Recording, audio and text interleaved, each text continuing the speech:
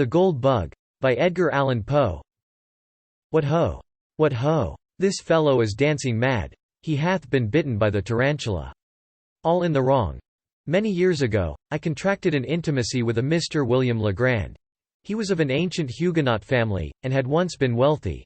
But a series of misfortunes had reduced him to want. To avoid the mortification consequent upon his disasters, he left New Orleans, the city of his forefathers, and took up his residence at Sullivan's Island, near Charleston, South Carolina. This island is a very singular one. It consists of little else than the sea sand, and is about 3 miles long. Its breadth at no point exceeds 1/4 of a mile. It is separated from the mainland by a scarcely perceptible creek, oozing its way through a wilderness of reeds and slime, a favorite resort of the marsh hen. The vegetation, as might be supposed, is scant, or at least dwarfish. No trees of any magnitude are to be seen. Near the western extremity, where Fort Moultrie stands, and where are some miserable frame buildings, tenanted, during summer, by the fugitives from Charleston dust and fever, may be found, indeed, the bristly palmetto. But the whole island, with the exception of this western point, and a line of hard, white beach on the seacoast, is covered with a dense undergrowth of the sweet myrtle, so much prized by the horticulturists of England. The shrub here often attains the height of 15 or 20 feet, and forms an almost impenetrable coppice, burthening the air with its fragrance. In the inmost recesses of this coppice, not far from the eastern or more remote end of the island, Legrand had built himself a small hut, which he occupied when I first, by mere accident, made his acquaintance. This soon ripened into friendship, for there was much in the recluse to excite interest and esteem. I found him well educated, with unusual powers of mind, but infected with misanthropy and subject to perverse moods of alternate enthusiasm and melancholy. He had with him many books, but rarely employed them. His chief amusements were gunning and fishing, or sauntering along the beach and through the myrtles, in quest of shells or entomological specimens. His collection of the latter might have been envied by a Swammerdam. In these excursions he was usually accompanied by an old negro, called Jupiter, who had been manumitted before the reverses of the family, but who could be induced, neither by threats nor by promises, to abandon what he considered his right of attendance upon the footsteps of his young Massa Will.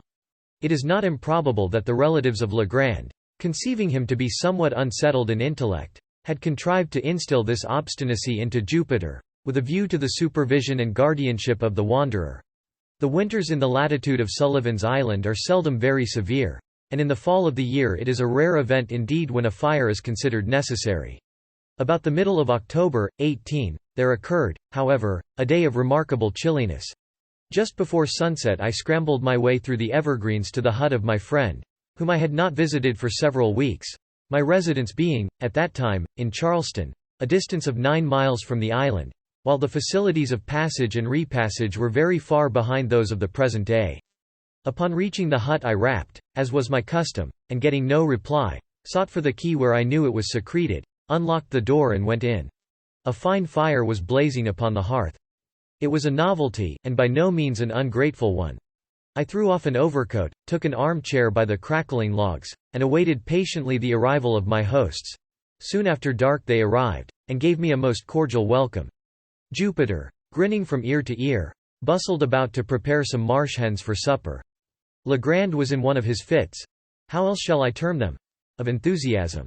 He had found an unknown bivalve, forming a new genus, and, more than this, he had hunted down and secured, with Jupiter's assistance, a scarabaeus which he believed to be totally new, but in respect to which he wished to have my opinion on the morrow.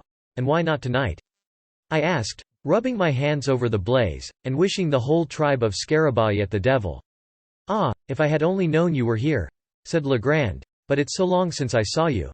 And how could I foresee that you would pay me a visit this very night of all others? As I was coming home I met Lieutenant G. from the fort, and, very foolishly, I lent him the bug, so it will be impossible for you to see it until the morning. Stay here tonight, and I will send Jup down for it at sunrise. It is the loveliest thing in creation." "What? Sunrise? Nonsense. No, the bug. It is of a brilliant gold color, about the size of a large hickory nut, with 2 jet black spots near one extremity of the back, and another, somewhat longer, at the other. The antennae are. Dey ain't no tin in him, Massa Will, I keep a tellin' on you," here interrupted Jupiter. "De bug is a ghoul bug, solid, ebery bit of him, inside and all, 'cep him wing. Never feel half so heavy a bug in my life." "Well, suppose it is, Jup," replied Legrand, somewhat more earnestly. "It seemed to me, than the case demanded, is that any reason for your letting the birds burn? The color," here he turned to me, "is really almost enough to warrant Jupiter's idea. You never saw a more brilliant metallic luster than the scales emit, but of this you cannot judge till tomorrow. In the meantime I can give you some idea of the shape." Saying this, he seated himself at a small table, on which were a pen and ink, but no paper. He looked for some in a drawer, but found none. "Never mind," said he at length, "this will answer," and he drew from his waistcoat pocket a scrap of what I took to be very dirty foolscap, and made upon it a rough drawing with the pen. While he did this, I retained my seat by the fire, for I was still chilly. When the design was complete, he handed it to me without rising. As I received it, a loud growl was heard, succeeded by a scratching at the door. Jupiter opened it, and a large Newfoundland, belonging to Legrand, rushed in, leapt upon my shoulders, and loaded me with caresses, for I had shown him much attention during previous visits. When his gambols were over, I looked at the paper, and, to speak the truth, found myself not a little puzzled at what my friend had depicted. "Well," I said, after contemplating it for some minutes, "this is a strange scarabaeus, I must confess. New to me. Never saw anything like it before, unless it was a skull, or a death's head, which it more nearly resembles than anything else that has come under my observation." "A death's head?" echoed Legrand. "Oh, yes, well, it has something of that appearance upon paper, no doubt. The two upper black spots look like eyes, eh? And the longer one at the bottom like a mouth, and then the shape of the whole is oval." "Perhaps so," said I, "but, Legrand, I fear you are no artist. I must wait until I see the beetle itself, if I am to form any idea of its personal appearance." "Well, I don't know," said he, a little nettled. "I draw tolerably. Should do it at least. Have had good masters, and flatter myself that I am not quite a blockhead." "But, my dear fellow, you are joking then," said I. "This is a very passable skull. Indeed, I may say that it is a very excellent skull, according to the vulgar notions about such specimens of physiology, and your scarabaeus must be the queerest scarabaeus in the world if it resembles it. Why, we may get up a very thrilling bit of superstition upon this hint. I presume you will call the bug Scarabaeus caput hominis, or something of that kind. There are many similar titles in the natural histories. But where are the antennae you spoke of?" "The antennae?" said Legrand, who seemed to be getting unaccountably warm upon the subject. "I am sure you must see the antennae. I made them as distinct as they are in the original insect, and I presume that is sufficient." Well, I said, "perhaps you have. Still I don't see them." And I handed him the paper without additional remark, not wishing to ruffle his temper. But I was much surprised at the turn affairs had taken. His ill humor puzzled me, and, as for the drawing of the beetle, there were positively no antennae visible, and the whole did bear a very close resemblance to the ordinary cuts of a death's head. He received the paper very peevishly, and was about to crumple it, apparently to throw it in the fire, when a casual glance at the design seemed suddenly to rivet his attention. In an instant his face grew violently red, in another as excessively pale. For some minutes he continued to scrutinize the drawing minutely where he sat. At length he arose, took a candle from the table, and proceeded to seat himself upon a sea-chest in the farthest corner of the room. Here again he made an anxious examination of the paper, turning it in all directions. He said nothing, however, and his conduct greatly astonished me. Yet I thought it prudent not to exacerbate the growing moodiness of his temper by any comment. Presently he took from his coat pocket a wallet, placed the paper carefully in it, and deposited both in a writing desk, which he locked. He now grew more composed in his demeanor, but his original air of enthusiasm had quite disappeared. Yet he seemed not so much sulky as abstracted. As the evening wore away he became more and more absorbed in reverie, from which no sallies of mine could arouse him. It had been my intention to pass the night at the hut, as I had frequently done before, but, seeing my host in this mood, I deemed it proper to take leave. He did not press me to remain, but, as I departed, he shook my hand with even more than his usual cordiality. It was about a month after this, and during the interval I had seen nothing of Legrand, when I received a visit, at Charleston, from his man, Jupiter. I had never seen the good old negro look so dispirited, and I feared that some serious disaster had befallen my friend. "Well, Jup," said I, "what is the matter now? How is your master?" "Why, To speak de truth, massa, him not so berry well as mought be. Not well. I am truly sorry to hear it. What does he complain of? Dar, dat's it. Him neber plain of notin, but him berry sick for all dat. Very sick, Jupiter. Why didn't you say so at once? Is he confined to bed? No, dat he ain't. He ain't find nohar. Dat's just war de shoe pinch. My mind has got to be berry heavy bout poor Massa Will. Jupiter, I should like to understand what it is you are talking about. You say your master is sick. Hasn't he told you what ails him? Why, massa, tain't wharf while for to git mad about de matter. Massa will say nothing at all ain't de matter wid him. But den what make him go about looking dis here way, wid he head down and he soldiers up, and as white as a goes? And den he keep a siphon all de time. Keeps a what, Jupiter? Keeps a siphon wid de figures on de slate, de queerest figures I eber did see. I's gittin to be skeered, I tell you. Hab for to keep mighty tight eye pon him nouvers.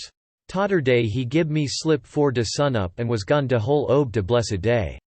I had a big stick ready cut for to gib him deuced good beating when he did come, but I's sich a fool dat I hadn't de heart arter all. He looks so berry poorly.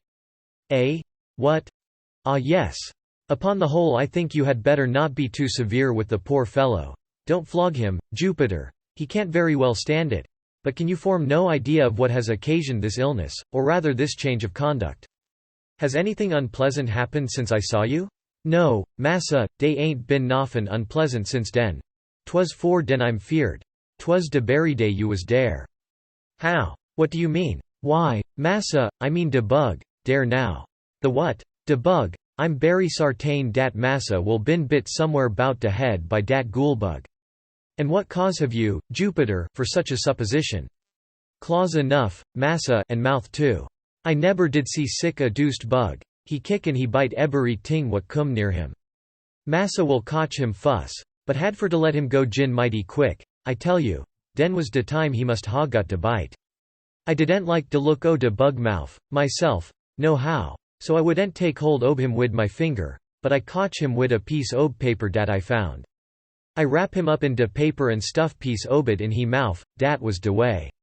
And you think, then, that your master was really bitten by the beetle, and that the bite made him sick? I do ain't tink nothin' about it, I knows it. What make him dream bout de ghoul so much, if tain't cause he bit by de ghoulbug? I's heerd bout dem ghoulbugs for dis. But how do you know he dreams about gold? How I know? Why cause he talk about it in he sleep, dat's how I knows. Well, Jup, perhaps you are right. But to what fortunate circumstance am I to attribute the honor of a visit from you today? What de matter, massa? Did you bring any message from Mr. Legrand? No, massa, I bring dis here pissel. And here Jupiter handed me a note which ran thus. My dear, why have I not seen you for so long a time? I hope you have not been so foolish as to take offense at any little brusquerie of mine. But no, that is improbable. Since I saw you I have had great cause for anxiety. I have something to tell you, yet scarcely know how to tell it, or whether I should tell it at all. I have not been quite well for some days past, and poor old Jup annoys me, almost beyond endurance, by his well-meant attentions. Would you believe it? He had prepared a huge stick, the other day, with which to chastise me for giving him the slip, and spending the day, solus, among the hills on the main land. I verily believe that my ill looks alone saved me a flogging. I have made no addition to my cabinet since we met. If you can, in any way, make it convenient, come over with Jupiter. Do come. I wish to see you tonight, upon business of importance. I assure you that it is of the highest importance. Ever yours, William Legrand. There was something in the tone of this note which gave me great uneasiness. Its whole style differed materially from that of Legrand. What could he be dreaming of? What new crotchet possessed his excitable brain? What business of the highest importance could he possibly have to transact? Jupiter's account of him boded no good. I dreaded lest the continued pressure of misfortune had, at length, fairly unsettled the reason of my friend. Without a moment's hesitation, therefore, I prepared to accompany the negro. Upon reaching the wharf, I noticed a scythe and 3 spades, all apparently new, lying in the bottom of the boat in which we were to embark. What is the meaning of all this, Jup? I inquired. Him scythe, massa, and spade. Very true. But what are they doing here? Him de scythe and de spade what massa will sis pawn my buying for him in de town, and de debil's own lot of money I had to give for em. But what, in the name of all that is mysterious, is your massa will going to do with scythes and spades? Dat's more dan I know, and deb'll take me if I don't believe 'tis more dan he know, too. But it's all cum ob du bug. Finding that no satisfaction was to be obtained of Jupiter, whose whole intellect seemed to be absorbed by de bug, I now stepped into the boat and made sail. With a fair and strong breeze we soon ran into the little cove to the northward of Fort Moultrie, and a walk of some 2 miles brought us to the hut. It was about 3 in the afternoon when we arrived. Legrand had been awaiting us in eager expectation. He grasped my hand with a nervous empressement which alarmed me and strengthened the suspicions already entertained. His countenance was pale even to ghastliness, and his deep-set eyes glared with unnatural luster. After some inquiries respecting his health, I asked him, not knowing what better to say, if he had yet obtained the scarabaeus from Lieutenant G. "Oh, yes," he replied, coloring violently, "I got it from him the next morning. Nothing should tempt me to part with that scarabaeus. Do you know that Jupiter is quite right about it?" "In what way?" I asked, with a sad foreboding at heart. "In supposing it to be a bug of real gold." He said this with an air of profound seriousness, and I felt inexpressibly shocked. "This bug is to make my fortune," he continued, with a triumphant smile, "to reinstate me in my family possessions. Is it any wonder, then, that I prize it? Since fortune has thought fit to bestow it upon me, I have only to use it properly and I shall arrive at the gold of which it is the index. Jupiter, bring me that scarabaeus." "What? De bug, massa? I'd rudder not go fair trouble dat bug. You muse get him for your own self." Hereupon Legrand arose, with a grave and stately air, and brought me the beetle from a glass case in which it was enclosed. It was a beautiful scarabaeus, and, at that time, unknown to naturalists, of course a great prize in a scientific point of view. There were 2 round, black spots near one extremity of the back, and a long one near the other. The scales were exceedingly hard and glossy, with all the appearance of burnished gold. The weight of the insect was very remarkable, and, taking all things into consideration, I could hardly blame Jupiter for his opinion respecting it. But what to make of Legrand's concordance with that opinion, I could not, for the life of me, tell. "I sent for you," said he, in a grandiloquent tone, when I had completed my examination of the beetle. "I sent for you, that I might have your counsel and assistance in furthering the views of fate and of the bug." "My dear Legrand," I cried, interrupting him, "you are certainly unwell, and had better use some little precautions. You shall go to bed, and I will remain with you a few days, until you get over this. You are feverish and feel my pulse," said he. I felt it, and, to say the truth, found not the slightest indication of fever. "But you may be ill and yet have no fever. Allow me this once to prescribe for you. In the first place, go to bed. In the next—" "You are mistaken," he interposed. "I am as well as I can expect to be under the excitement which I suffer. If you really wish me well, you will relieve this excitement." "And how is this to be done?" "Very easily. Jupiter and myself are going upon an expedition into the hills, upon the main land, and, in this expedition we shall need the aid of some person in whom we can confide. You are the only one we can trust. Whether we succeed or fail, the excitement which you now perceive in me will be equally allayed." "I am anxious to oblige you in any way," I replied. "But do you mean to say that this infernal beetle has any connection with your expedition into the hills?" "It has." "Then, Legrand, I can become a party to no such absurd proceeding. I am sorry, very sorry, for we shall have to try it by ourselves." "Try it by yourselves? The man is surely mad. But stay. How long do you propose to be absent?" "Probably all night. We shall start immediately, and be back, at all events, by sunrise." "And will you promise me, upon your honor, that when this freak of yours is over, and the bug business, good God, settled to your satisfaction, you will then return home and follow my advice implicitly, as that of your physician?" "Yes, I promise. And now let us be off, for we have no time to lose." With a heavy heart I accompanied my friend. We started about 4 o'clock, Legrand, Jupiter, the dog, and myself. Jupiter had with him the scythe and spades, the whole of which he insisted upon carrying, more through fear, it seemed to me, of trusting either of the implements within reach of his master, than from any excess of industry or complacence. His demeanor was dogged in the extreme, and "dat deuced bug" were the sole words which escaped his lips during the journey. For my own part, I had charge of a couple of dark lanterns, while Legrand contented himself with the scarabaeus, which he carried attached to the end of a bit of whipcord. twirling it to and fro, with the air of a conjurer, as he went. When I observed this last, plain evidence of my friend's aberration of mind, I could scarcely refrain from tears. I thought it best, however, to humour his fancy, at least for the present, or until I could adopt some more energetic measures with a chance of success. In the meantime I endeavoured, but all in vain, to sound him in regard to the object of the expedition. Having succeeded in inducing me to accompany him, he seemed unwilling to hold conversation upon any topic of minor importance, and to all my questions vouchsafed no other reply than, "We shall see." We crossed the creek at the head of the island by means of a skiff, and, ascending the high grounds on the shore of the main land, proceeded in a northwesterly direction, through a tract of country excessively wild and desolate, where no trace of a human footstep was to be seen. Legrand led the way with decision, pausing only for an instant, here and there, to consult what appeared to be certain landmarks of his own contrivance upon a former occasion. In this manner we journeyed for about 2 hours, and the sun was just setting when we entered a region infinitely more dreary than any yet seen. It was a species of tableland, near the summit of an almost inaccessible hill, densely wooded from base to pinnacle, and interspersed with huge crags that appeared to lie loosely upon the soil, and in many cases were prevented from precipitating themselves into the valleys below, merely by the support of the trees against which they reclined. Deep ravines, in various directions, gave an air of still sterner solemnity to the scene. The natural platform to which we had clambered was thickly overgrown with brambles, through which we soon discovered that it would have been impossible to force our way but for the scythe, and Jupiter, by direction of his master, proceeded to clear for us a path to the foot of an enormously tall tulip tree, which stood, with some 8 or 10 oaks, upon the level, and far surpassed them all, and all other trees which I had then ever seen, in the beauty of its foliage and form, in the wide spread of its branches, and in the general majesty of its appearance. When we reached this tree, Legrand turned to Jupiter, and asked him if he thought he could climb it. The old man seemed a little staggered by the question, and for some moments made no reply.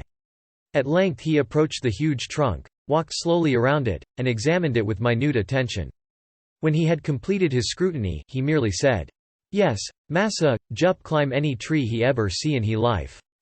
Then up with you as soon as possible, for it will soon be too dark to see what we are about." "How far Muse go up, massa?" inquired Jupiter. "Get up the main trunk first, and then I will tell you which way to go, and here, stop.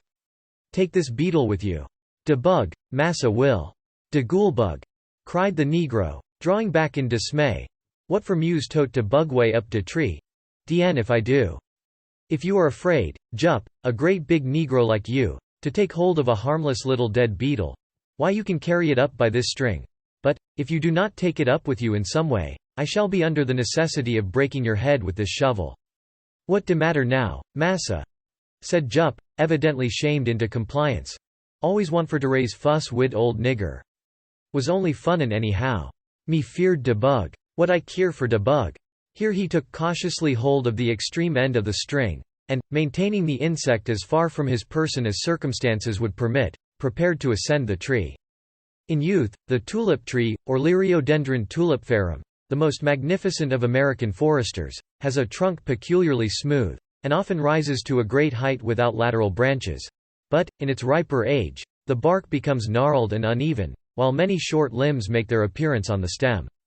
Thus the difficulty of ascension, in the present case, lay more in semblance than in reality. Embracing the huge cylinder, as closely as possible, with his arms and knees, seizing with his hands some projections, and resting his naked toes upon others, Jupiter, after 1 or 2 narrow escapes from falling, at length wriggled himself into the first great fork, and seemed to consider the whole business as virtually accomplished. The risk of the achievement was, in fact, now over, although the climber was some 60 or 70 feet from the ground. "Which way Muse go now, Massa Will?" he asked. "Keep up the largest branch, the one on this side," said Legrand. The negro obeyed him promptly, and apparently with but little trouble, ascending higher and higher, until no glimpse of his squat figure could be obtained through the dense foliage which enveloped it. Presently his voice was heard in a sort of halloo. "How much futter is got for go? How high up are you?" asked Legrand. "Eber so fur," replied the negro. "Can see de sky fru de top ob de tree." "Never mind the sky, but attend to what I say. Look down the trunk and count the limbs below you on this side." "How many limbs have you passed?" 1, 2, 3, 4, 5. I done pass 5 big limb, massa, pon dis side. Then go 1 limb higher. In a few minutes the voice was heard again, announcing that the 7th limb was attained. Now, Jup, cried Legrand, evidently much excited. I want you to work your way out upon that limb as far as you can. If you see anything strange, let me know. By this time what little doubt I might have entertained of my poor friend's insanity, was put finally at rest. I had no alternative but to conclude him stricken with lunacy, and I became seriously anxious about getting him home. While I was pondering upon what was best to be done, Jupiter's voice was again heard. Mos feared for to venter pon dis limb berry far, 'tis dead limb putty much all de way. Did you say it was a dead limb, Jupiter?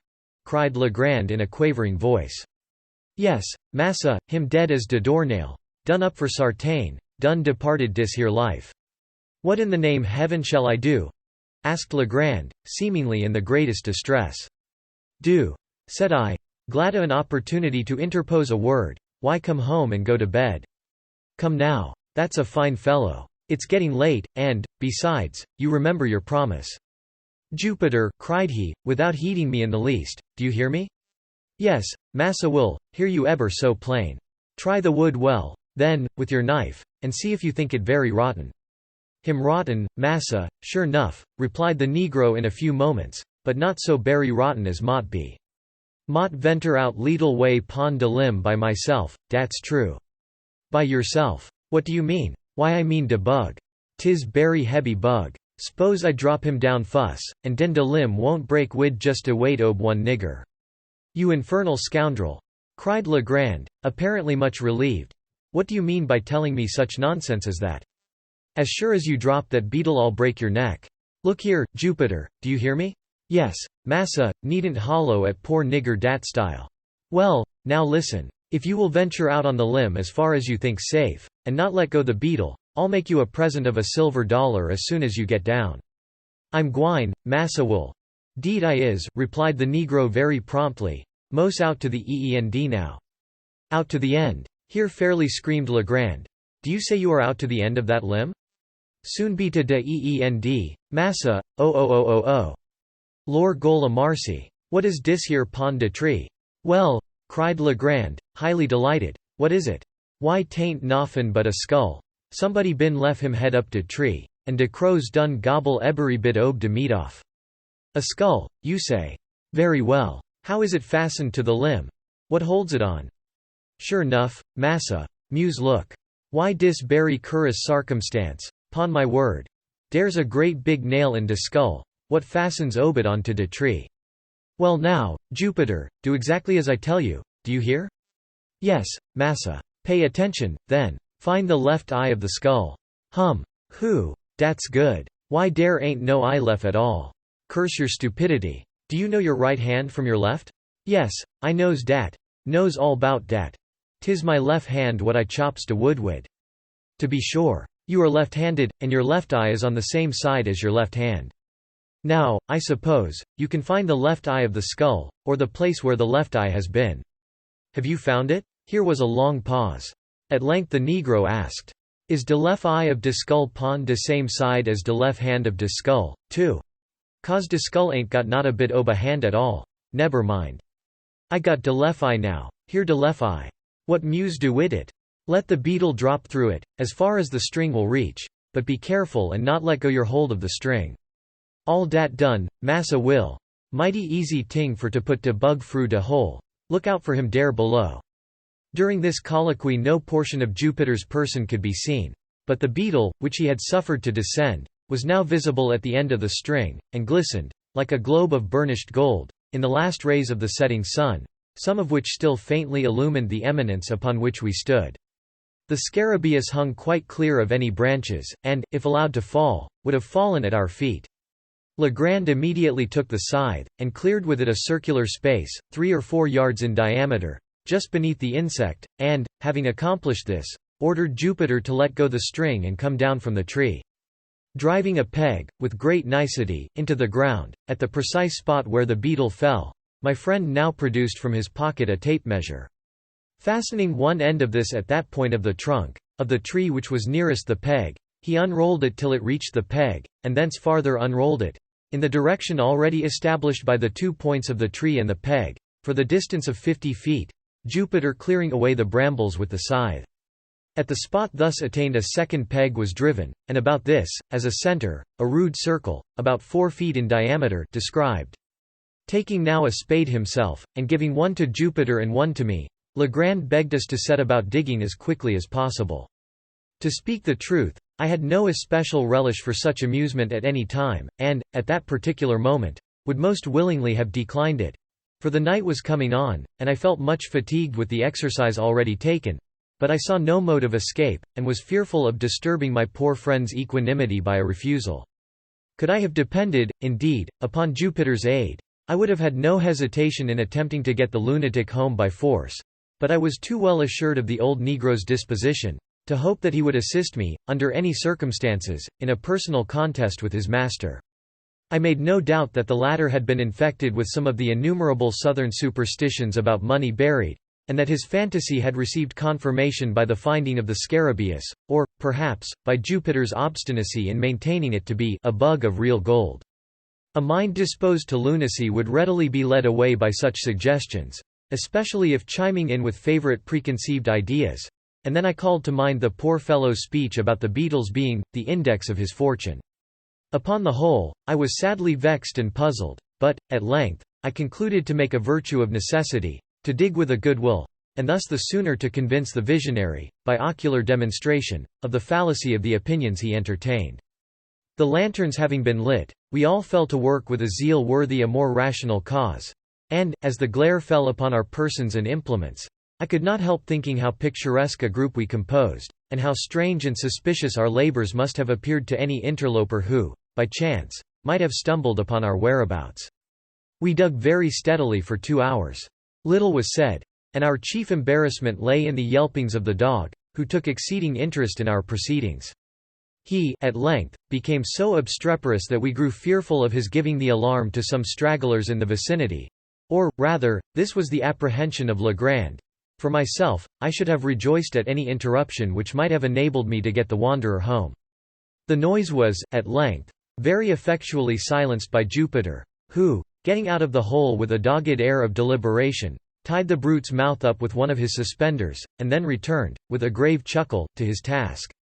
When the time mentioned had expired, we had reached a depth of 5 feet, and yet no signs of any treasure became manifest. A general pause ensued, and I began to hope that the farce was at an end. Legrand, however, although evidently much disconcerted, wiped his brow thoughtfully and recommenced. We had excavated the entire circle of 4 feet diameter, and now we slightly enlarged the limit, and went to the farther depth of 2 feet. Still nothing appeared. The gold-seeker, whom I sincerely pitied, at length clambered from the pit, with the bitterest disappointment imprinted upon every feature, and proceeded, slowly and reluctantly, to put on his coat, which he had thrown off at the beginning of his labor. In the meantime I made no remark. Jupiter, at a signal from his master, began to gather up his tools. This done, and the dog having been unmuzzled, we turned in profound silence towards home. We had taken, perhaps, a dozen steps in this direction, when, with a loud oath, Legrand strode up to Jupiter, and seized him by the collar. The astonished Negro opened his eyes and mouth to the fullest extent, let fall the spades, and fell upon his knees. "You scoundrel," said Legrand, hissing out the syllables from between his clenched teeth, "you infernal black villain. Speak, I tell you. Answer me this instant, without prevarication. Which is your left eye? Oh, my golly, Massa Will, ain't dis here my left eye for sartain?" roared the terrified Jupiter, placing his hand upon his right organ of vision, and holding it there with a desperate pertinacity, as if in immediate dread of his master's attempt at a gouge.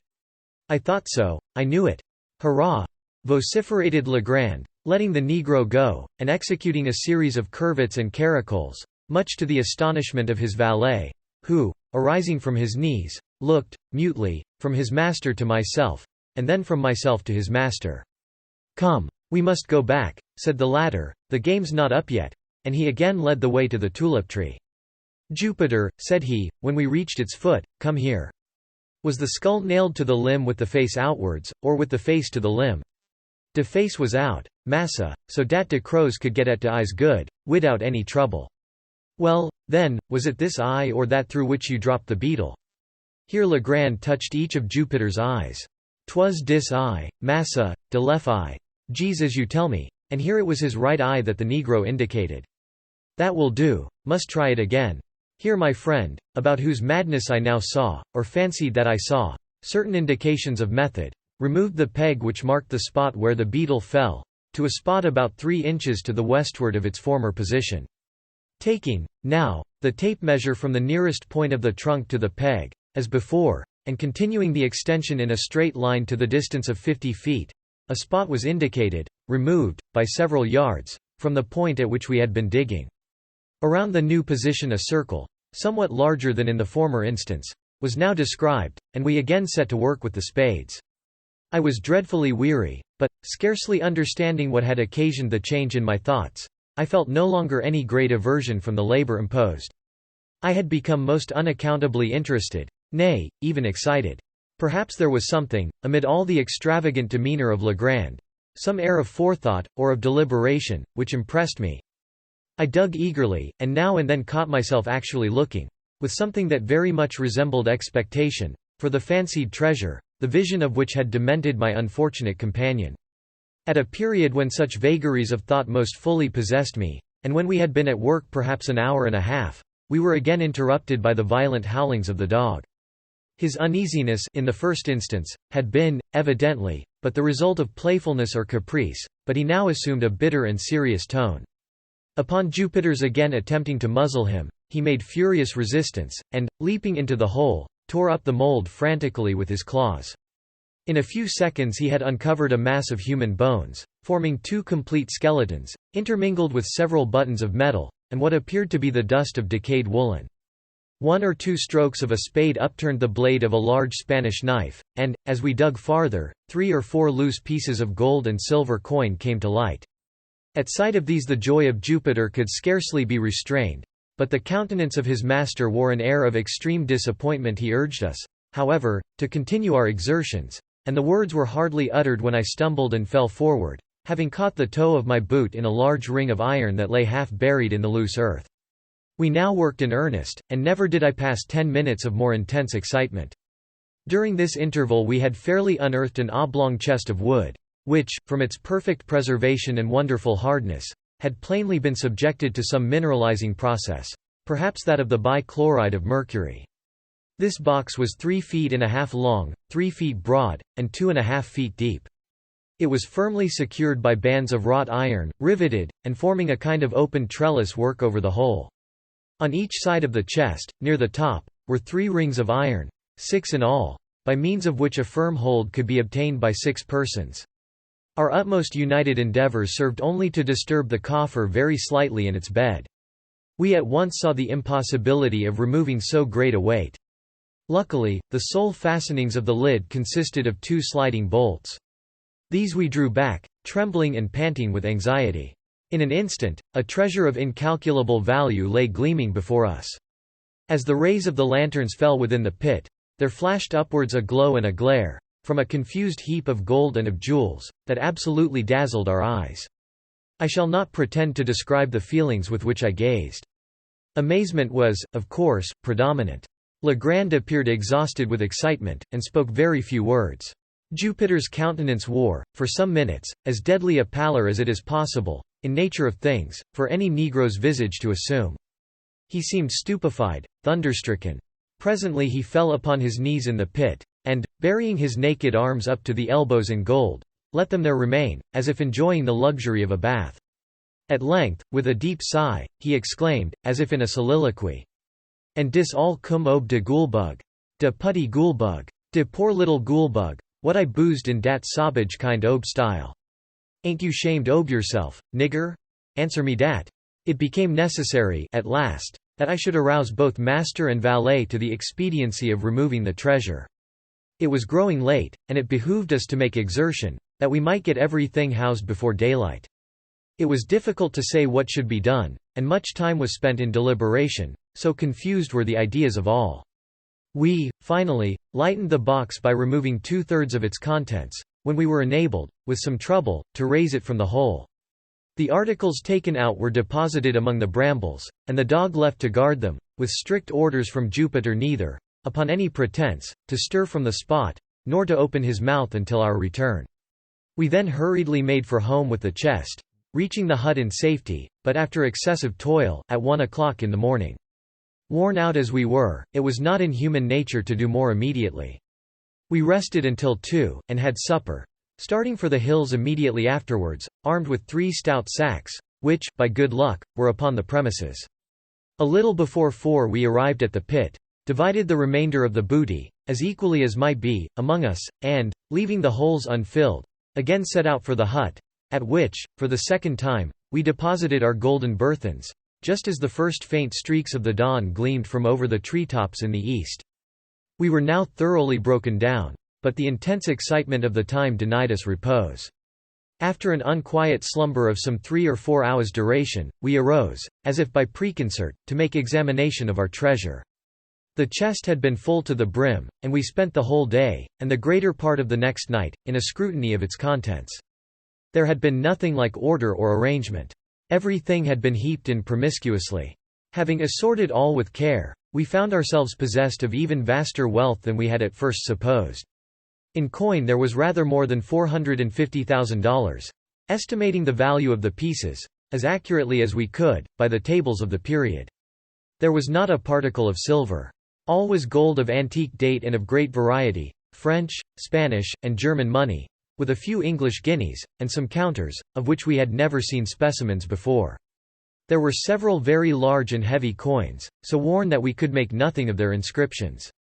There was no American money. The value of the jewels we found more difficulty in estimating. There were diamonds, some of them exceedingly large and fine, 110 in all, and not one of them small, 18 rubies of remarkable brilliancy, 310 emeralds, all very beautiful, and 21 sapphires with an opal.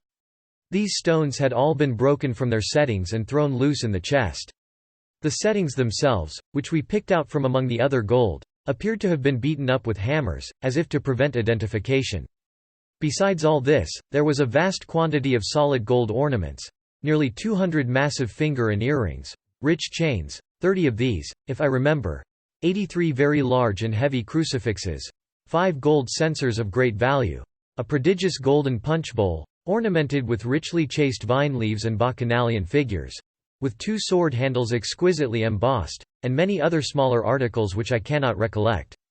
The weight of these valuables exceeded 350 pounds avoirdupois, and in this estimate I have not included 197 superb gold watches, 3 of the number being worth each $500, if one. Many of them were very old, and as timekeepers valueless, the works having suffered, more or less, from corrosion, but all were richly jeweled and in cases of great worth. We estimated the entire contents of the chest, that night, at $1.5 million, and upon the subsequent disposal of the trinkets and jewels, a few being retained for our own use, it was found that we had greatly undervalued the treasure. When, at length, we had concluded our examination, and the intense excitement of the time had, in some measure, subsided, Legrand, who saw that I was dying with impatience for a solution of this most extraordinary riddle, entered into a full detail of all the circumstances connected with it. "You remember," said he, "the night when I handed you the rough sketch I had made of the scarabaeus. You recollect also, that I became quite vexed at you for insisting that my drawing resembled a death's head. When you first made this assertion I thought you were jesting, but afterwards I called to mind the peculiar spots on the back of the insect, and admitted to myself that your remark had some little foundation in fact. Still, the sneer at my graphic powers irritated me, for I am considered a good artist, and, therefore, when you handed me the scrap of parchment, I was about to crumple it up and throw it angrily into the fire." "The scrap of paper, you mean," said I. "No. It had much of the appearance of paper, and at first I supposed it to be such, but when I came to draw upon it, I discovered it, at once, to be a piece of very thin parchment. It was quite dirty, you remember. Well, as I was in the very act of crumpling it up, my glance fell upon the sketch at which you had been looking, and you may imagine my astonishment when I perceived, in fact, the figure of a death's head just where, it seemed to me, I had made the drawing of the beetle. For a moment I was too much amazed to think with accuracy. I knew that my design was very different in detail from this, although there was a certain similarity in general outline. Presently I took a candle, and seating myself at the other end of the room, proceeded to scrutinize the parchment more closely. Upon turning it over, I saw my own sketch upon the reverse, just as I had made it. My first idea, now, was mere surprise at the really remarkable similarity of outline, at the singular coincidence involved in the fact that, unknown to me, there should have been a skull upon the other side of the parchment, immediately beneath my figure of the scarabaeus, and that this skull, not only in outline, but in size, should so closely resemble my drawing. I say the singularity of this coincidence absolutely stupefied me for a time. This is the usual effect of such coincidences. The mind struggles to establish a connection, a sequence of cause and effect, and, being unable to do so, suffers a species of temporary paralysis. But, when I recovered from this stupor, there dawned upon me gradually a conviction which startled me even far more than the coincidence. I began distinctly, positively, to remember that there had been no drawing upon the parchment when I made my sketch of the scarabaeus. I became perfectly certain of this, for I recollected turning up first one side and then the other, in search of the cleanest spot. Had the skull been then there, of course I could not have failed to notice it. Here was indeed a mystery which I felt it impossible to explain. But, even at that early moment, there seemed to glimmer, faintly, within the most remote and secret chambers of my intellect, a glowworm-like conception of that truth which last night's adventure brought to so magnificent a demonstration. I arose at once, and putting the parchment securely away, dismissed all farther reflection until I should be alone. When you had gone, and when Jupiter was fast asleep, I betook myself to a more methodical investigation of the affair. In the first place I considered the manner in which the parchment had come into my possession. The spot where we discovered the scarabaeus was on the coast of the main land, about a mile eastward of the island, and but a short distance above high water mark. Upon my taking hold of it, it gave me a sharp bite, which caused me to let it drop. Jupiter, with his accustomed caution, before seizing the insect, which had flown towards him, looked about him for a leaf, or something of that nature, by which to take hold of it. It was at this moment that his eyes, and mine also, fell upon the scrap of parchment, which I then supposed to be paper. It was lying half buried in the sand, a corner sticking up. Near the spot where we found it, I observed the remnants of the hull of what appeared to have been a ship's long boat. The wreck seemed to have been there for a very great while, for the resemblance to boat timbers could scarcely be traced. Well, Jupiter picked up the parchment, wrapped the beetle in it, and gave it to me. Soon afterwards we turned to go home, and on the way met Lieutenant G. I showed him the insect, and he begged me to let him take it to the fort. Upon my consenting, he thrust it forthwith into his waistcoat pocket, without the parchment in which it had been wrapped, and which I had continued to hold in my hand during his inspection. Perhaps he dreaded my changing my mind, and thought it best to make sure of the prize at once. You know how enthusiastic he is on all subjects connected with natural history. At the same time, without being conscious of it, I must have deposited the parchment in my own pocket. You remember that when I went to the table, for the purpose of making a sketch of the beetle, I found no paper where it was usually kept. I looked in the drawer, and found none there. I searched my pockets, hoping to find an old letter, when my hand fell upon the parchment. I thus detail the precise mode in which it came into my possession, for the circumstances impressed me with peculiar force. No doubt you will think me fanciful, but I had already established a kind of connection. I had put together two links of a great chain. There was a boat lying upon a sea coast, and not far from the boat was a parchment, not a paper, with a skull depicted upon it. You will, of course, ask, where is the connection? I reply that the skull, or death's head, is the well-known emblem of the pirate. The flag of the death's head is hoisted in all engagements. I have said that the scrap was parchment, and not paper. Parchment is durable, almost imperishable. Matters of little moment are rarely consigned to parchment, since, for the mere ordinary purposes of drawing or writing, it is not nearly so well adapted as paper. This reflection suggested some meaning, some relevancy in the death's head. I did not fail to observe, also, the form of the parchment. Although one of its corners had been, by some accident, destroyed, it could be seen that the original form was oblong. It was just such a slip, indeed, as might have been chosen for a memorandum, for a record of something to be long remembered and carefully preserved. But, I interposed, you say that the skull was not upon the parchment when you made the drawing of the beetle. How then do you trace any connection between the boat and the skull? since this latter, according to your own admission, must have been designed, God only knows how or by whom, at some period subsequent to your sketching the scarabaeus. Hereupon turns the whole mystery, although the secret, at this point, I had comparatively little difficulty in solving. My steps were sure, and could afford but a single result. I reasoned, for example, thus: when I drew the scarabaeus, there was no skull apparent upon the parchment. When I had completed the drawing I gave it to you, and observed you narrowly until you returned it. You, therefore, did not design the skull, and no one else was present to do it. Then it was not done by human agency. And nevertheless it was done. At this stage of my reflections I endeavored to remember, and did remember, with entire distinctness, every incident which occurred about the period in question. The weather was chilly, oh rare and happy accident, and a fire was blazing upon the hearth. I was heated with exercise and sat near the table. You, however, had drawn a chair close to the chimney. Just as I placed the parchment in your hand, and as you were in the act of inspecting it, Wolf, the Newfoundland, entered, and leapt upon your shoulders. With your left hand you caressed him and kept him off, while your right, holding the parchment, was permitted to fall listlessly between your knees, and in close proximity to the fire. At one moment I thought the blaze had caught it, and was about to caution you, but, before I could speak, you had withdrawn it, and were engaged in its examination. When I considered all these particulars, I doubted not for a moment that heat had been the agent in bringing to light, upon the parchment, the skull which I saw designed upon it.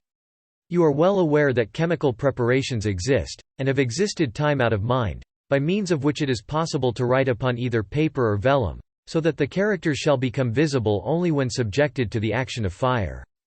Zaffre, digested in aqua regia, and diluted with 4 times its weight of water, is sometimes employed. A green tint results. The regulus of cobalt, dissolved in spirit of nitre, gives a red. These colors disappear at longer or shorter intervals after the material written upon cools, but again become apparent upon the re-application of heat. I now scrutinized the death's head with care. Its outer edges, the edges of the drawing nearest the edge of the vellum, were far more distinct than the others. It was clear that the action of the caloric had been imperfect or unequal.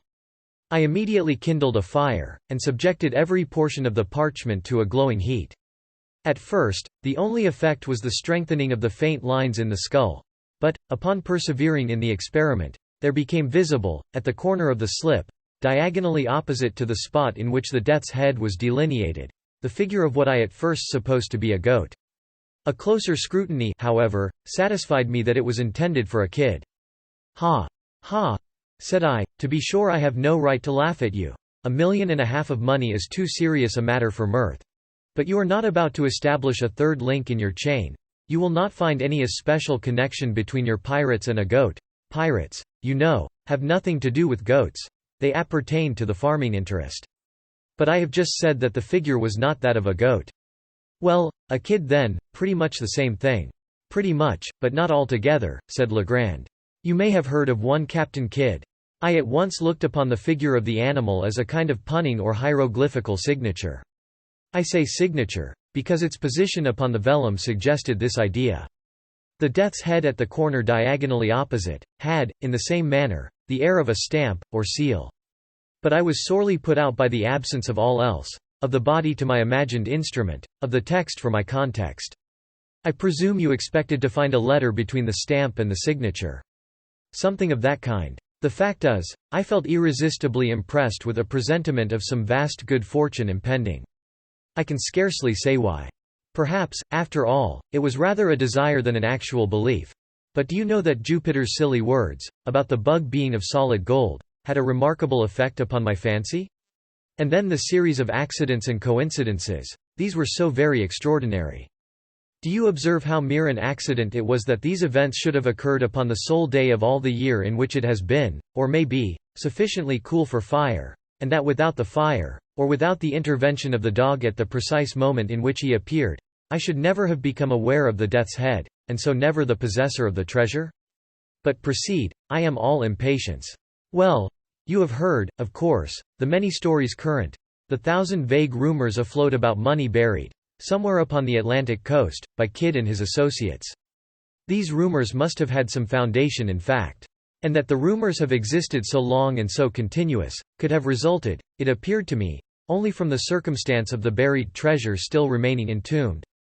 Had Kidd concealed his plunder for a time, and afterwards reclaimed it, the rumors would scarcely have reached us in their present unvarying form. You will observe that the stories told are all about money-seekers, not about money-finders.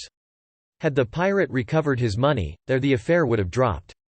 It seemed to me that some accident, say the loss of a memorandum indicating its locality, had deprived him of the means of recovering it, and that this accident had become known to his followers, who otherwise might never have heard that treasure had been concealed at all, and who, busying themselves in vain, because unguided attempts, to regain it, had given first birth, and then universal currency, to the reports which are now so common. Have you ever heard of any important treasure being unearthed along the coast? Never. But that Kidd's accumulations were immense, is well known. I took it for granted, therefore, that the earth still held them, and you will scarcely be surprised when I tell you that I felt a hope, nearly amounting to certainty, that the parchment so strangely found, involved a lost record of the place of deposit. But how did you proceed? I held the vellum again to the fire, after increasing the heat, but nothing appeared. I now thought it possible that the coating of dirt might have something to do with the failure. So I carefully rinsed the parchment by pouring warm water over it, and, having done this, I placed it in a tin pan, with the skull downwards, and put the pan upon a furnace of lighted charcoal. In a few minutes, the pan having become thoroughly heated, I removed the slip, and, to my inexpressible joy, found it spotted, in several places, with what appeared to be figures arranged in lines. Again I placed it in the pan, and suffered it to remain another minute. Upon taking it off, the whole was just as you see it now. Here Legrand, having reheated the parchment, submitted it to my inspection. The following characters were rudely traced, in a red tint, between the death's head and the goat. 53 III 305, 6.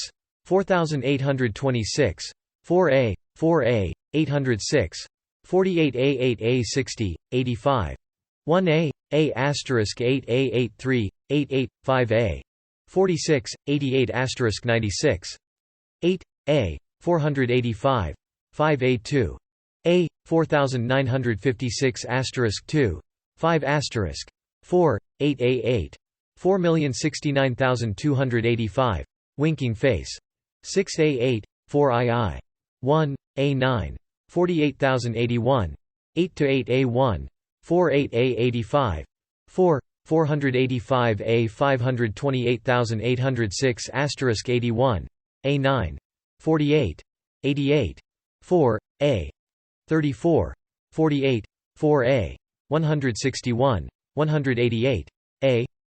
But, said I, returning him the slip, I am as much in the dark as ever. Were all the jewels of Golconda awaiting me upon my solution of this enigma, I am quite sure that I should be unable to earn them. And yet, said Legrand, the solution is by no means so difficult as you might be led to imagine from the first hasty inspection of the characters. These characters, as anyone might readily guess, form a cipher, that is to say, they convey a meaning. But then, from what is known of Kidd, I could not suppose him capable of constructing any of the more abstruse cryptographs. I made up my mind, at once, that this was of a simple species, such, however, as would appear, to the crude intellect of the sailor, absolutely insoluble without the key. And you really solved it? Readily. I have solved others of an abstruseness 10,000 times greater. Circumstances, and a certain bias of mind, have led me to take interest in such riddles, and it may well be doubted whether human ingenuity can construct an enigma of the kind which human ingenuity may not, by proper application, resolve.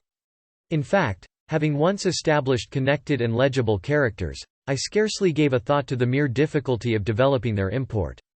In the present case, indeed in all cases of secret writing, the first question regards the language of the cipher. For the principles of solution, so far, especially, as the more simple ciphers are concerned, depend upon, and are varied by, the genius of the particular idiom. In general, there is no alternative but experiment, directed by probabilities, of every tongue known to him who attempts the solution, until the true one be attained. But, with the cipher now before us, all difficulty was removed by the signature. The pun upon the word, Kidd, is appreciable in no other language than the English. But for this consideration I should have begun my attempts with the Spanish and French, as the tongues in which a secret of this kind would most naturally have been written by a pirate of the Spanish Main. As it was, I assumed the cryptograph to be English. You observe there are no divisions between the words. Had there been divisions, the task would have been comparatively easy. In such case I should have commenced with a collation and analysis of the shorter words, and, had a word of a single letter occurred, as is most likely, a or I, for example, I should have considered the solution as assured. But, there being no division, my first step was to ascertain the predominant letters, as well as the least frequent. Counting all, I constructed a table, thus. Of the character 8 there are 33, 26. 4 inches 19. A, 16. Asterisk, 13. 5 inches 12. 6 inches 11. A 1 inch 8. 0 inches 6. 9 2 inches 5. 3 inches 4. 3. A 2. Dash dot 1. Now, in English, the letter which most frequently occurs is E. Afterwards, succession runs thus: AOIDHNRSTUYCFGLMWBKPQXZ. E predominates so remarkably that an individual sentence of any length is rarely seen, in which it is not the prevailing character. Here, then, we leave, in the very beginning, the groundwork for something more than a mere guess. The general use which may be made of the table is obvious, but, in this particular cipher, we shall only very partially require its aid. As our predominant character is 8, we will commence by assuming it as the E of the natural alphabet. To verify the supposition, let us observe if the 8 be seen often in couples, for E is doubled with great frequency in English, in such words, for example, as, meet, fleet, speed, seen, been, agree, and see. In the present instance we see it doubled no less than 5 times, although the cryptograph is brief. Let us assume 8, then, as E. Now, of all words in the language, the is most usual. Let us see, therefore, whether there are not repetitions of any 3 characters, in the same order of collocation, the last of them being 8. If we discover repetitions of such letters, so arranged, they will most probably represent the word, the. Upon inspection, we find no less than 7 such arrangements, the characters being 48.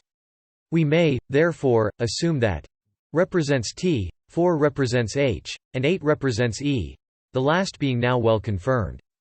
Thus a great step has been taken. But, having established a single word, we are enabled to establish a vastly important point, that is to say, several commencements and terminations of other words.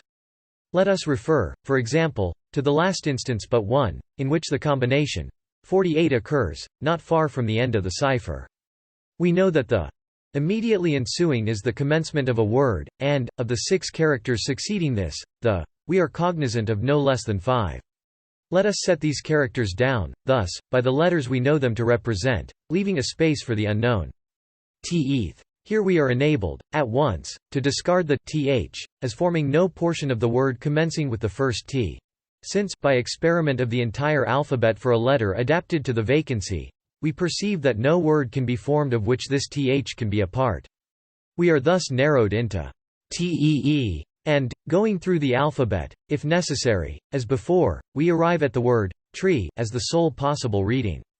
We thus gain another letter, r, represented by, with the words, the tree, in juxtaposition. Looking beyond these words, for a short distance, we again see the combination 48, and employ it by way of termination to what immediately precedes. We have thus this arrangement: the tree 4, a 34 the. Or, substituting the natural letters, where known, it reads thus: the tree 3 3h the.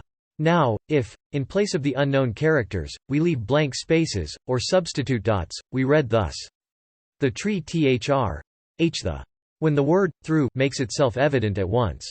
But this discovery gives us 3 new letters, O, U and G, represented by A and 3. Looking now, narrowly, through the cipher for combinations of known characters, we find, not very far from the beginning, this arrangement: 83, 88, or egri, which, plainly, is the conclusion of the word degree, and gives us another letter, D, represented by A. 4 letters beyond the word degree, we perceive the combination 46, 88. Translating the known characters, and representing the unknown by dots, as before, we read thus: thrtee. An arrangement immediately suggestive of the word 13, and again furnishing us with 2 new characters, I and n, represented by 6 and asterisk. Referring, now, to the beginning of the cryptograph, we find the combination 53 III. Translating, as before, we obtain good, which assures us that the first letter is A, and that the first two words are a good. It is now time that we arrange our key, as far as discovered, in a tabular form, to avoid confusion. It will stand thus. 5 represents a, d 8 inches, e 3 inches, g 4 inches, h 6 inches, I asterisk, n a, o, r, t. We have, therefore, no less than 10 of the most important letters represented, and it will be unnecessary to proceed with the details of the solution. I have said enough to convince you that ciphers of this nature are readily soluble, and to give you some insight into the rationale of their development. But be assured that the specimen before us appertains to the very simplest species of cryptograph. It now only remains to give you the full translation of the characters upon the parchment, as unriddled. Here it is. A good glass in the bishop's hostel in the Devil's Seat 41 degrees and 13 minutes northeast and by north main branch 7th limb east side shoot from the left eye of the death's head a beeline from the tree through the shot 50 feet out. But, said I, the enigma seems still in as bad a condition as ever. How is it possible to extort a meaning from all this jargon about devil's seats, death's heads, and bishops' hotels? I confess, replied Legrand, that the matter still wears a serious aspect, when regarded with a casual glance. My first endeavor was to divide the sentence into the natural division intended by the cryptographist. You mean, to punctuate it? Something of that kind. But how was it possible to effect this? I reflected that it had been a point with the writer to run his words together without division, so as to increase the difficulty of solution. Now, a not over-acute man, in pursuing such an object would be nearly certain to overdo the matter. When, in the course of his composition, he arrived at a break in his subject which would naturally require a pause, or a point, he would be exceedingly apt to run his characters, at this place, more than usually close together. If you will observe the MS. In the present instance, you will easily detect 5 such cases of unusual crowding. Acting upon this hint, I made the division thus. A good glass in the bishop's hostel in the Devil's Seat, 41 degrees and 13 minutes, northeast and by north, main branch 7th limb east side. Shoot from the left eye of the death's head. A beeline from the tree through the shot 50 feet out. Even this division, said I, leaves me still in the dark. It left me also in the dark, replied Legrand, for a few days, during which I made diligent inquiry, in the neighborhood of Sullivan's Island, for any building which went by the name of the Bishop's Hotel. For, of course, I dropped the obsolete word, hostel. Gaining no information on the subject, I was on the point of extending my sphere of search, and proceeding in a more systematic manner, when, one morning, it entered into my head, quite suddenly, that this bishop's hostel might have some reference to an old family, of the name of Bessop, which, time out of mind, had held possession of an ancient manor house, about 4 miles to the northward of the island. I accordingly went over to the plantation, and re-instituted my inquiries among the older Negroes of the place. At length one of the most aged of the women said that she had heard of such a place as Bessop's Castle, and thought that she could guide me to it, but that it was not a castle nor a tavern, but a high rock. I offered to pay her well for her trouble, and, after some demur, she consented to accompany me to the spot. We found it without much difficulty, when, dismissing her, I proceeded to examine the place. The castle consisted of an irregular assemblage of cliffs and rocks, one of the latter being quite remarkable for its height as well as for its insulated and artificial appearance. I clambered to its apex, and then felt much at a loss as to what should be next done. While I was busied in reflection, my eyes fell upon a narrow ledge in the eastern face of the rock, perhaps a yard below the summit upon which I stood.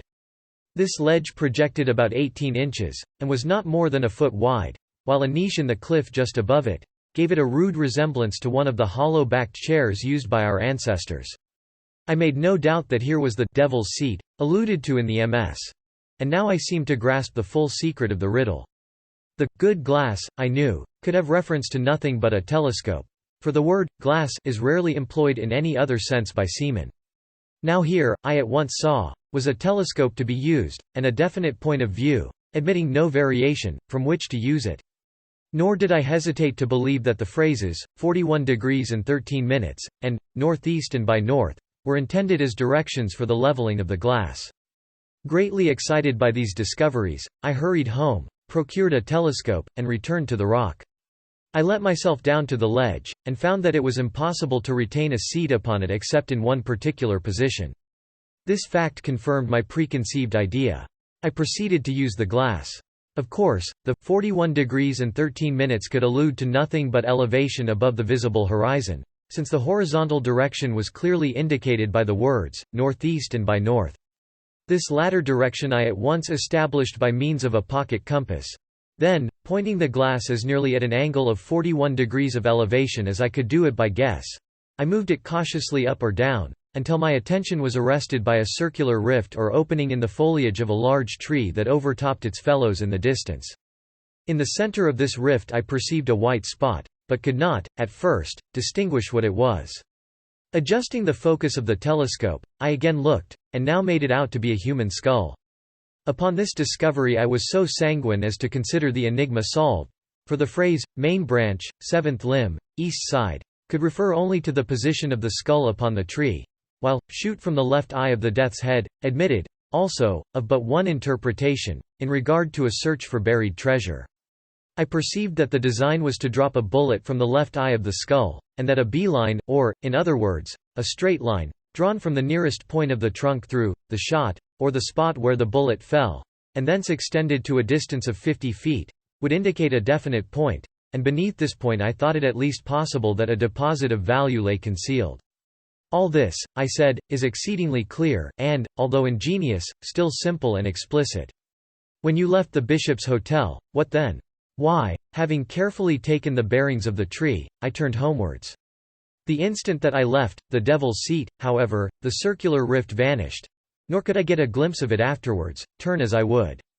What seems to me the chief ingenuity in this whole business, is the fact, for repeated experiment has convinced me it is a fact, that the circular opening in question is visible from no other attainable point of view than that afforded by the narrow ledge upon the face of the rock. In this expedition to the Bishop's Hotel, I had been attended by Jupiter, who had, no doubt, observed, for some weeks past, the abstraction of my demeanor, and took especial care not to leave me alone. But, on the next day, getting up very early, I contrived to give him the slip, and went into the hills in search of the tree. After much toil I found it. When I came home at night my valet proposed to give me a flogging. With the rest of the adventure I believe you are as well acquainted as myself. I suppose, said I, you missed the spot, in the first attempt at digging, through Jupiter's stupidity in letting the bug fall through the right instead of through the left eye of the skull.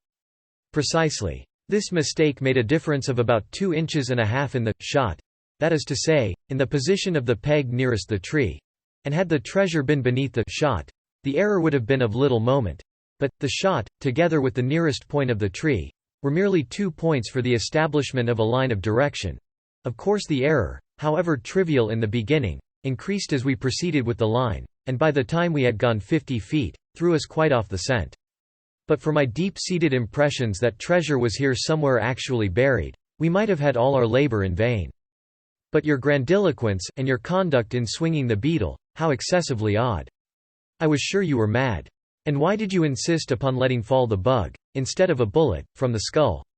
Why, to be frank, I felt somewhat annoyed by your evident suspicions touching my sanity, and so resolved to punish you quietly, in my own way, by a little bit of sober mystification. For this reason I swung the beetle, and for this reason I let it fall from the tree. An observation of yours about its great weight suggested the latter idea. Yes, I perceive. And now there is only one point which puzzles me. What are we to make of the skeletons found in the hole? That is a question I am no more able to answer than yourself. There seems, however, only one plausible way of accounting for them, and yet it is dreadful to believe in such atrocity as my suggestion would imply. It is clear that if Kidd indeed secreted this treasure, which I doubt not, it is clear that he must have had assistance in the labor. But this labor concluded, he may have thought it expedient to remove all participants in his secret. Perhaps a couple of blows with a mattock were sufficient, while his coadjutors were busy in the pit. Perhaps it required a dozen. Who shall tell? The Purloined Letter. By Edgar Allan Poe. At Paris, just after dark one gusty evening in the autumn of 18.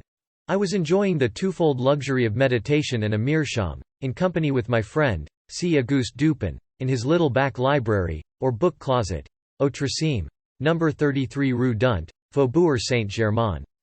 For 1 hour at least we had maintained a profound silence, while each, to any casual observer, might have seemed intently and exclusively occupied with the curling eddies of smoke that oppressed the atmosphere of the chamber. For myself, however, I was mentally discussing certain topics which had formed matter for conversation between us at an earlier period of the evening. I mean the affair of the Rue Morgue, and the mystery attending the murder of Marie Rote. I looked upon it, therefore, as something of a coincidence, when the door of our apartment was thrown open and admitted our old acquaintance, Monsieur G., the prefect of the Parisian police. We gave him a hearty welcome, for there was nearly half as much of the entertaining as of the contemptible about the man, and we had not seen him for several years. We had been sitting in the dark, and Dupin now arose for the purpose of lighting a lamp, but sat down again, without doing so, upon G's saying that he had called to consult us, or rather to ask the opinion of my friend, about some official business which had occasioned a great deal of trouble. If it is any point requiring reflection, observed Dupin, as he forbore to enkindle the wick, we shall examine it to better purpose in the dark. That is another one of your odd notions, said the prefect, who had the fashion of calling everything odd that was beyond his comprehension, and thus lived amid an absolute legion of oddities. Very true, said Dupin, as he supplied his visitor with a pipe, and rolled toward him a comfortable chair. And what is the difficulty now? I asked. Nothing more in the assassination way, I hope. Oh, no. Nothing of that nature. The fact is, the business is very simple indeed, and I make no doubt that we can manage it sufficiently well ourselves. But then I thought Dupin would like to hear the details of it because it is so excessively odd. Simple and odd, said Dupin. Why, yes, and not exactly that either. The fact is, we have all been a good deal puzzled because the affair is so simple, and yet baffles us altogether. Perhaps it is the very simplicity of the thing which puts you at fault, said my friend. What nonsense you do talk, replied the prefect, laughing heartily. Perhaps the mystery is a little too plain, said Dupin. Oh, good heavens! Who ever heard of such an idea? A little too self-evident. Ha, ha, ha, ha, ha, ha, ho, ho, ho, roared our visitor, profoundly amused. Oh, Dupin, you will be the death of me yet. And what, after all, is the matter on hand? I asked. Why, I will tell you, replied the prefect, as he gave a long, steady, and contemplative puff, and settled himself in his chair. I will tell you in a few words. But, before I begin, let me caution you that this is an affair demanding the greatest secrecy, and that I should most probably lose the position I now hold, were it known that I confided it to anyone. Proceed, said I, or not, said Dupin. Well, then, I have received personal information, from a very high quarter, that a certain document of the last importance has been purloined from the royal apartments. The individual who purloined it is known, that beyond a doubt, he was seen to take it. It is known, also, that it still remains in his possession. How is this known? Asked Dupin. It is clearly inferred, replied the prefect, from the nature of the document, and from the non-appearance of certain results which would at once arise from its passing out of the robber's possession. That is to say, from his employing it as he must design in the end to employ it. Be a little more explicit, I said. Well, I may venture so far as to say that the paper gives its holder a certain power in a certain quarter where such power is immensely valuable. The prefect was fond of the cant of diplomacy. Still I do not quite understand, said Dupin. No? Well, the disclosure of the document to a third person, who shall be nameless, would bring in question the honor of a personage of most exalted station. And this fact gives the holder of the document an ascendancy over the illustrious personage whose honor and peace are so jeopardized. But this ascendancy, I interposed, would depend upon the robber's knowledge of the loser's knowledge of the robber. Who would dare? The thief, said G., is the minister D., who dares all things, those unbecoming as well as those becoming a man. The method of the theft was not less ingenious than bold. The document in question, a letter, to be frank, had been received by the personage robbed while alone in the royal boudoir. During its perusal she was suddenly interrupted by the entrance of the other exalted personage from whom especially it was her wish to conceal it. After a hurried and vain endeavour to thrust it in a drawer, she was forced to place it, open it was, upon a table. The address, however, was uppermost, and, the contents thus unexposed, the letter escaped notice. At this juncture enters the minister D. His lynx eye immediately perceives the paper, recognizes the handwriting of the address, observes the confusion of the personage addressed, and fathoms her secret. After some business transactions, hurried through in his ordinary manner, He produces a letter somewhat similar to the one in question, opens it, pretends to read it, and then places it in close juxtaposition to the other. Again he converses, for some 15 minutes, upon the public affairs. At length, in taking leave, he takes also from the table the letter to which he has no claim. Its rightful owner saw, but, of course, dared not call attention to the act, in the presence of the third person who stood at her elbow. The minister decamped, leaving his own letter, of no importance, upon the table. "Here, then," said Dupin to me, "you have precisely what you demand to make the ascendancy complete, the robber's knowledge of the loser's knowledge of the robber." "Yes," replied the prefect, "and the power thus attained has, for some months past, been wielded, for political purposes, to a very dangerous extent. The personage robbed is more thoroughly convinced, every day, of the necessity of reclaiming her letter. But this, of course, cannot be done openly. In fine, driven to despair, she has committed the matter to me." "Than whom," said Dupin, amid a perfect whirlwind of smoke, "no more sagacious agent could, I suppose, be desired, or even imagined." "You flatter me," replied the prefect, "but it is possible that some such opinion may have been entertained." "It is clear," said I, "as you observe, that the letter is still in the possession of the minister, since it is this possession, and not any employment of the letter, which bestows the power. With the employment the power departs." "True," said G. And upon this conviction I proceeded. My first care was to make a thorough search of the minister's hotel. And here my chief embarrassment lay in the necessity of searching without his knowledge. Beyond all things, I have been warned of the danger which would result from giving him reason to suspect our design. "But," said I, "you are quite au fait in these investigations. The Parisian police have done this thing often before." "Oh, yes, and for this reason I did not despair. The habits of the minister gave me, too, a great advantage. He is frequently absent from home all night. His servants are no means numerous. They sleep at a distance from their master's apartment, and, being chiefly Neapolitans, are readily made drunk. I have keys, as you know, with which I can open any chamber or cabinet in Paris. For 3 months a night has not passed, during the greater part of which I have not been engaged, personally, in ransacking the hotel. My honor is interested, and, to mention a great secret, the reward is enormous. So I did not abandon the search until I had become fully satisfied that the thief is a more astute man than myself. I fancy that I have investigated every nook and corner of the premises in which it is possible that the paper can be concealed. But is it not possible, I suggested, that although the letter may be in possession of the minister, as it unquestionably is, he may have concealed it elsewhere than upon his own premises? This is barely possible, said Dupin. The present peculiar condition of affairs at court, and especially of those intrigues in which D. is known to be involved, would render the instant availability of the document, its susceptibility of being produced at a moment's notice, a point of nearly equal importance with its possession. Its susceptibility of being produced, said I. That is to say, of being destroyed, said Dupin. True, I observed. The paper is clearly then upon the premises. As for its being upon the person of the minister, we may consider that as out of the question. Entirely, said the prefect. He has been twice waylaid, as if by footpads, and his person rigidly searched for my own inspection. You might have spared yourself this trouble, said Dupin. D., I presume, is not altogether a fool, and, if not, must have anticipated these waylayings, as a matter of course. Not altogether a fool, said G., but then he is a poet, which I take to be only one removed from a fool. True, said Dupin, after a long and thoughtful whiff from his meerschaum, although I have been guilty of certain doggerel myself. Suppose you detail, said I, the particulars of your search. Why, the fact is, we took our time, and we searched everywhere. I have had long experience in these affairs. I took the entire building, room by room, devoting the nights of a whole week to each. We examined, first the furniture of each apartment. We opened every possible drawer, and I presume you know that, to a properly trained police agent, such a thing as a secret drawer is impossible.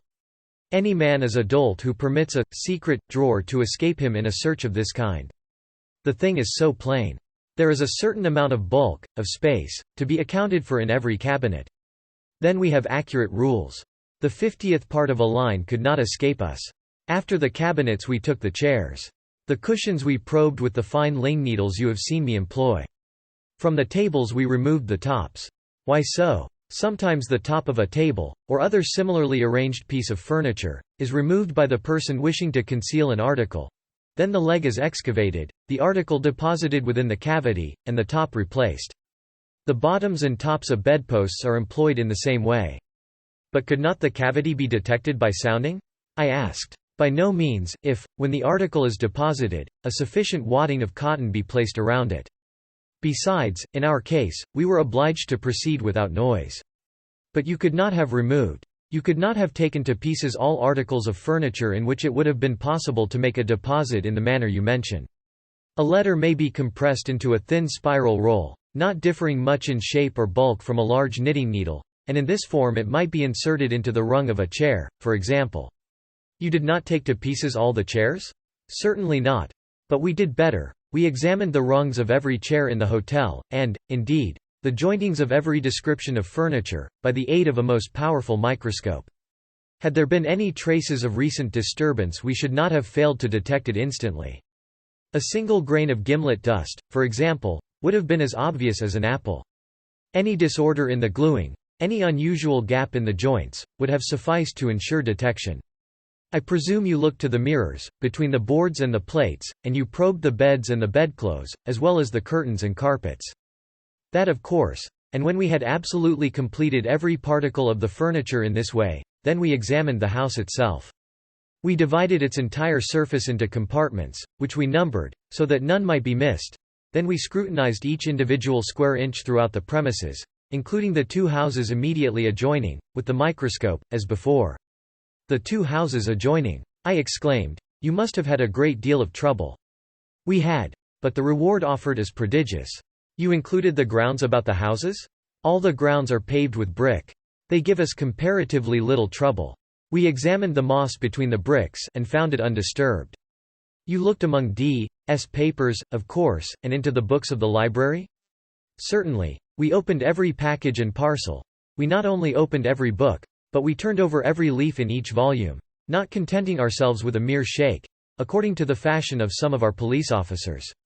We also measured the thickness of every book cover, with the most accurate measurement, and applied to each the most jealous scrutiny of the microscope. Had any of the bindings been recently meddled with, it would have been utterly impossible that the fact should have escaped observation. Some 5 or 6 volumes, just from the hands of the binder, we carefully probed, longitudinally, with the needles. You explored the floors beneath the carpets? Beyond doubt. We removed every carpet, and examined the boards with the microscope. And the paper on the walls? Yes. You looked into the cellars? We did. Then, I said, you have been making a miscalculation, and the letter is not upon the premises, as you suppose. I fear you are right there, said the prefect. And now, Dupin, what would you advise me to do? To make a thorough research of the premises. That is absolutely needless, replied G. I am not more sure that I breathe than I am that the letter is not at the hotel. I have no better advice to give you, said Dupin. You have, of course, an accurate description of the letter?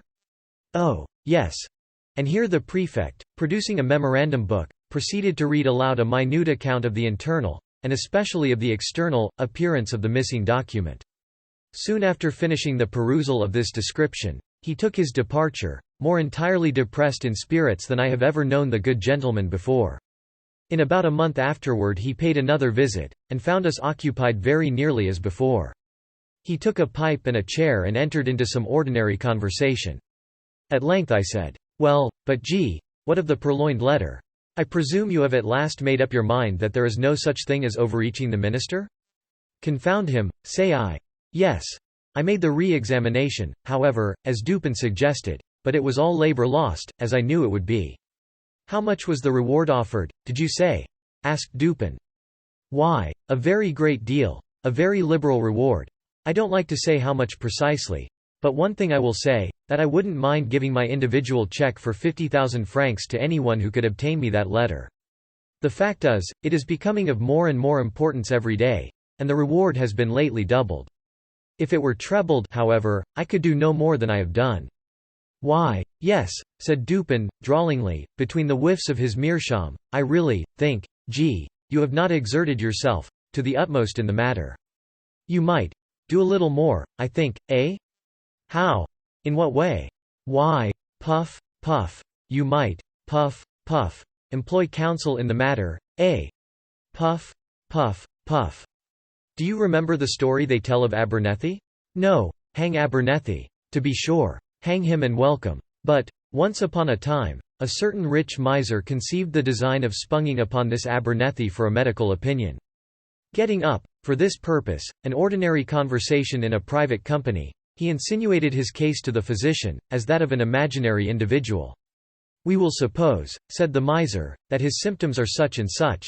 Now, doctor, what would you have directed him to take?" "Take," said Abernethy, "why, take advice, to be sure." "But," said the prefect, a little discomposed, "I am perfectly willing to take advice, and to pay for it. I would really give 50,000 francs to anyone who would aid me in the matter." "In that case," replied Dupin, opening a drawer, and producing a checkbook, "you may as well fill me up a check for the amount mentioned. When you have signed it, I will hand you the letter." I was astonished. The prefect appeared absolutely thunder-stricken. For some minutes he remained speechless and motionless, looking incredulously at my friend with open mouth, and eyes that seemed startling from their sockets. Then, apparently recovering himself in some measure, he seized a pen, and after several pauses and vacant stares, finally filled up and signed a check for 50,000 francs, and handed it across the table to Dupin. The latter examined it carefully and deposited it in his pocket-book. Then, unlocking an escritoire, took thence a letter and gave it to the prefect. This functionary grasped it in a perfect agony of joy, opened it with a trembling hand, cast a rapid glance at its contents, and then, scrambling and struggling to the door, rushed at length unceremoniously from the room and from the house, without having uttered a syllable since Dupin had requested him to fill up the check. When he had gone, my friend entered into some explanations. "The Parisian police," he said, "are exceedingly able in their way. They are persevering, ingenious, cunning, and thoroughly versed in the knowledge which their duties seem chiefly to demand. Thus, when G. detailed to us his mode of searching the premises at the Hotel D. I felt entire confidence in his having made a satisfactory investigation, so far as his labors extended." "So far as his labors extended?" said I. "Yes," said Dupin. "The measures adopted were not only the best of their kind, but carried out to absolute perfection. Had the letter been deposited within the range of their search, these fellows would, beyond a question, have found it." I merely laughed, but he seemed quite serious in all that he said. "The measures, then," he continued, "were good in their kind, and well executed. Their defect lay in their being inapplicable to the case and to the man. A certain set of highly ingenious resources are, with the prefect, a sort of Procrustean bed, to which he forcibly adapts his designs. But he perpetually errs by being too deep or too shallow for the matter in hand, and many a schoolboy is a better reasoner than he. I knew one about 8 years of age, whose success at guessing in the game of even and odd attracted universal admiration. This game is simple, and is played with marbles. One player holds in his hand a number of these toys, and demands of another whether that number is even or odd. If the guess is right, the guesser wins one; if wrong, he loses one. The boy to whom I allude won all the marbles of the school. Of course he had some principle of guessing, and this lay in mere observation and admeasurement of the astuteness of his opponents. For example, an arrant simpleton is his opponent, and, holding up his closed hand, asks, "Are they even or odd?" Our schoolboy replies, "Odd," and loses. But upon the second trial he wins, for he then says to himself, "The simpleton had them even upon the first trial, and his amount of cunning is just sufficient to make him have them odd upon the second. I will therefore guess odd." He guesses odd and wins. Now, with a simpleton a degree above the first, he would have reasoned thus: "This fellow finds that in the first instance I guessed odd, and, in the second, he will propose to himself, upon the first impulse, a simple variation from even to odd, as did the first simpleton. But then a second thought will suggest that this is too simple a variation, and finally he will decide upon putting it even as before. I will therefore guess even." He guesses even, and wins. Now this mode of reasoning in the schoolboy, whom his fellows termed lucky, what, in its last analysis, is it? It is merely, I said, an identification of the reasoner's intellect with that of his opponent. "It is," said Dupin. And, upon inquiring of the boy by what means he effected the thorough identification in which his success consisted, I received answer as follows: "When I wish to find out how wise, or how stupid, or how good, or how wicked is anyone, or what are his thoughts at the moment, I fashion the expression of my face, as accurately as possible, in accordance with the expression of his, and then wait to see what thoughts or sentiments arise in my mind or heart, as if to match or correspond with the expression. This response of the schoolboy lies at the bottom of all the spurious profundity which has been attributed to Rochefoucauld, to La Bougive, to Machiavelli, and to Campanella. And the identification, I said, of the reasoner's intellect with that of his opponent, depends, if I understand you aright, upon the accuracy with which the opponent's intellect is admeasured. For its practical value it depends upon this, replied Dupin, and the prefect and his cohort fail so frequently, first, by default of this identification, and, secondly, by ill admeasurement, or rather through non-admeasurement, of the intellect with which they are engaged. They consider only their own ideas of ingenuity, and, in searching for anything hidden, advert only to the modes in which they would have hidden it. They are right in this much, that their own ingenuity is a faithful representative of that of the mass. But when the cunning of the individual felon is diverse in character from their own, the felon foils them, of course. This always happens when it is above their own, and very usually when it is below. They have no variation of principle in their investigations. At best, when urged by some unusual emergency, by some extraordinary reward, they extend or exaggerate their old modes of practice, without touching their principles. What, for example, in this case of D, has been done to vary the principle of action? What is all this boring, and probing, and sounding, and scrutinizing with the microscope, and dividing the surface of the building into registered square inches? What is it all but an exaggeration of the application of the one principle or set of principles of search, which are based upon the one set of notions regarding human ingenuity, to which the prefect, in the long routine of his duty, has been accustomed? Do you not see he has taken it for granted that all men proceed to conceal a letter, not exactly in a gimlet hole bored in a chair leg, but, at least, in some out-of-the-way hole or corner suggested by the same tenor of thought which would urge a man to secrete a letter in a gimlet hole bored in a chair leg? And do you not see also, that such recherches nooks for concealment are adapted only for ordinary occasions, and would be adopted by ordinary intellects? For, in all cases of concealment, a disposal of the article concealed, a disposal in this recherche manner, is, in the very first instance, presumable and presumed, and thus its discovery depends, not at all upon the acumen, but altogether upon the mere care, patience, and determination of the seekers. And where the case is of importance, or, what amounts to the same thing in the political eyes, when the reward is of magnitude, the qualities in question have never been known to fail. You will now understand what I mean in suggesting that, had the purloined letter been hidden anywhere within the limits of the prefect's examination, in other words, had the principle of its concealment been comprehended within the principles of the prefect, its discovery would have been a matter altogether beyond question. This functionary, however, has been thoroughly mystified, and the remote source of his defeat lies in the supposition that the minister is a fool, because he has acquired renown as a poet. All fools are poets. This the prefect feels, and he is merely guilty of a non-distributio medi in thence inferring that all poets are fools. But is this really the poet? I asked. There are two brothers, I know, and both have attained reputation in letters. The minister I believe has written learnedly on the differential calculus. He is a mathematician and no poet. You are mistaken, I know him well, he is both. As a poet and as a mathematician, he would reason well. As a mere mathematician, he could not have reasoned at all, and thus would have been at the mercy of the prefect. You surprise me, I said, by these opinions, which have been contradicted by the voice of the world. You do not mean to set at naught the well-digested ideas of centuries. The mathematical reason has long been regarded as the reason par excellence. Il y a parier, replied Dupin, quoting from Chamfort, que tout ide public, tout convention rue, est une sottise, cor elle a convenu au plus grand nombre. The mathematicians, I grant you, have done their best to promulgate the popular error to which you allude, and which is none the less an error for its promulgation as truth. With an art worthy a better cause, for example, they have insinuated the term analysis into application to algebra. The French are the originators of this particular deception, but if a term is of any importance, if words derive any value from applicability, then analysis conveys algebra about as much as, in Latin, ambitus implies ambition, religio religion, or homines honesty, a set of honorable men. You have a quarrel on hand, I see, said I, with some of the algebraists of Paris, but proceed. I dispute the availability, and thus the value, of that reason which is cultivated in any especial form other than the abstractly logical.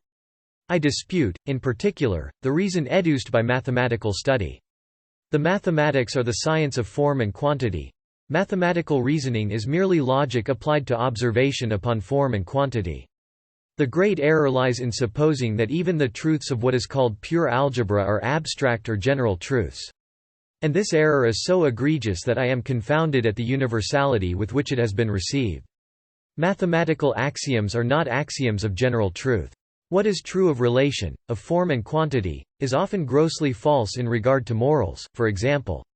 In this latter science it is very usually untrue that the aggregated parts are equal to the whole. In chemistry also the axiom fails.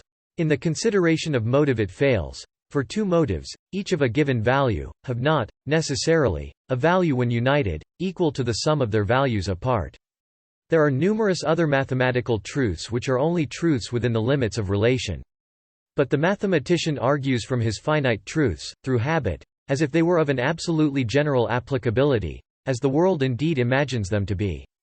Bryant, in his very learned Mythology, mentions an analogous source of error, when he says that, although the pagan fables are not believed, yet we forget ourselves continually, and make inferences from them as existing realities. With the algebraists, however, who are pagans themselves, the pagan fables are believed, and the inferences are made, not so much through lapse of memory as through an unaccountable addling of the brains. In short, I never yet encountered the mere mathematician who would be trusted out of equal roots, or one who did not clandestinely hold it as a point of his faith that x2 plus px was absolutely and unconditionally equal to q. Say to one of these gentlemen, by way of experiment, if you please, that you believe occasions may occur when x2 plus px is not altogether equal to q, and, having made him understand what you mean, get out of his reach as speedily as convenient, for beyond doubt, he will endeavor to knock you down. I mean to say, continued Dupin, while I merely laughed at his last observations, that if the minister had been no more than a mathematician, the prefect would have been under no necessity of giving me this check. I knew him, however, as both mathematician and poet, and my measures were adapted to his capacity, with reference to the circumstances by which he was surrounded. I knew him as a courtier, too, and as a bold intrigant. Such a man, I considered, could not fail to be aware of the ordinary political modes of action. He could not fail to be anticipate, and events have proved he did not fail to anticipate, the waylayings to which he was subjected. He must have foreseen, I reflected, the secret investigations of his premises. His frequent absences from home at night, which were hailed by the prefect as certain aids to his success, I regarded only as ruses, to afford opportunity for thorough search to the police, and thus sooner to impress them with the conviction to which G, in fact, did finally arrive, the conviction that the letter was not upon the premises.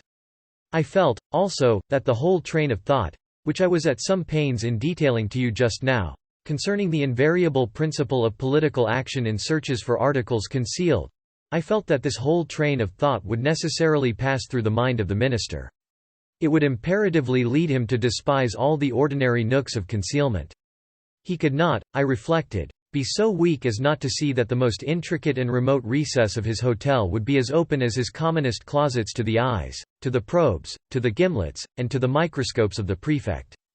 I saw, in fine, that he would be driven, as a matter of course, to simplicity, if not deliberately induced to it as a matter of choice.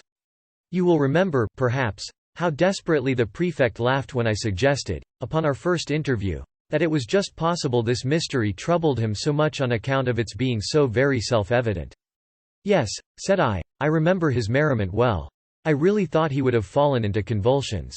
The material world, continued Dupin, abounds with very strict analogies to the immaterial, and thus some color of truth has been given to the rhetorical dogma, that metaphor, or simile, may be made to strengthen an argument as well as to embellish a description.